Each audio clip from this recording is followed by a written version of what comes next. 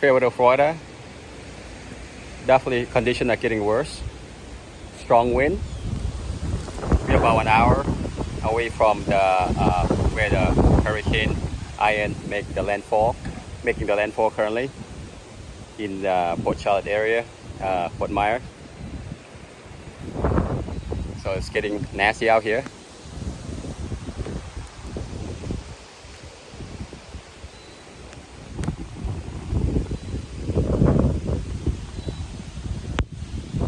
The rain's coming down hard. Very strong wind.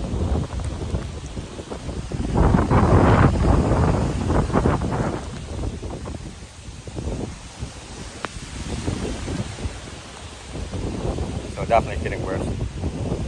Stay safe.